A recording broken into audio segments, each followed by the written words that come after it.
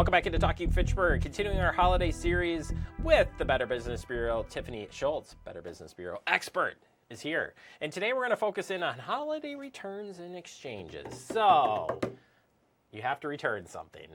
You do, and the National Retail Federation is expecting consumer spending to be around $890 per person this holiday season. So there's going to be a lot of gifts that need to be returned as well as kept. All right, so the first thing that comes to mind when it's this is not everybody treats returns and exchanges alike, right? Like just across the board.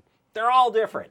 You need to know your return policy before you head to the store. Did you buy it online? Did you buy it online during a sale? Mm-hmm. Did you buy it online from a third-party seller? Mm-hmm. Did you buy it in store?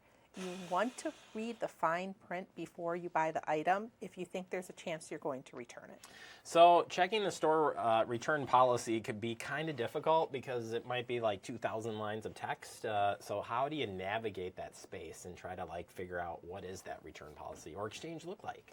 If you're really concerned about it, you need to really do your research on it. You need to know where to find it. And if you can't find it, maybe you don't buy the product from that specific retailer. Sometimes you can find it on the back of the receipt too. And I do want to caution you with items that are purchased at a retailer. Some return policies are 30 days, some are 60 days, some are 90 days, some are, infinity. Well, if you have purchased that gift in October already, by the time your gift recipient gets it in December, part of that return policy could be eaten up already with the days that have passed. So if you think there's a chance of returning it, you want to know what that return policy is. And I see this one in here, a restocking fee. I've seen this actually more, and I don't know if it's because I'm looking harder now, but especially if you buy something online and you want to return it, there are a lot of them that are saying, yeah, there's going to be a restocking fee, or you're not going to get your full refund because you're going to have to pay for the shipping to get it back to us, or so you really got to read that fine print when you're looking at the purchase. Don't purchase it and then read it. My gosh. This is pretty common, either a fee that you need to pay to ship it back or a restocking fee. And we used to see those restocking fees on products like appliances and home goods, but now we're seeing them on items that have been purchased online too and maybe returned to the store. Be careful if you've purchased an item and you need to ship it back. If you purchased it online, did it come from overseas? Because your overseas shipping could be more expensive than just keeping the item and taking a loss on it. Yeah. Another area to look at too is the warranty, which I'm sure we could do a segment just on warranties alone, but in all consideration, what would you suggest when you're looking at that? Not only about purchasing it, but if you're returning it too. Oof, tough one.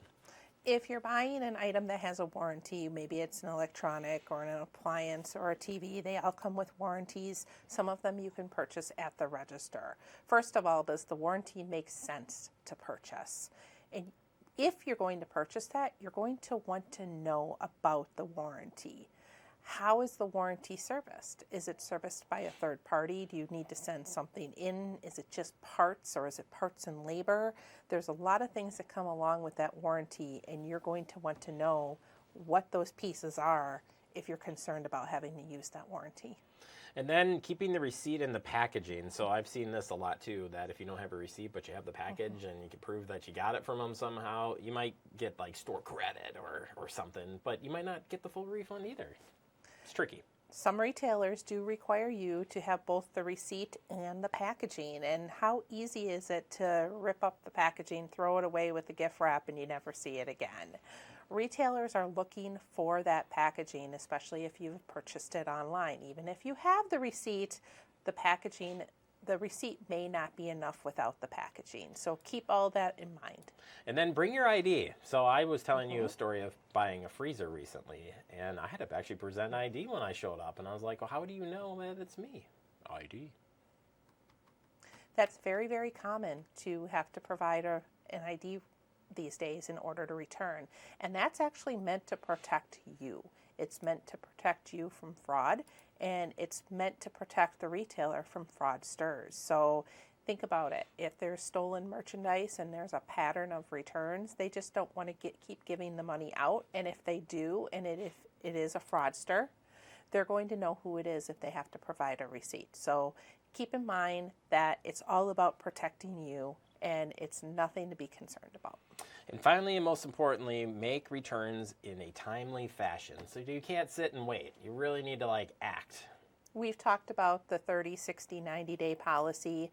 Know what your time frame is. Sometimes if you're past that 90-day mark or the 60-day mark, they will give you in-store credit versus the payment method that you paid in order to purchase the product. But really pay attention to those return dates, and sometimes they're right on the receipt.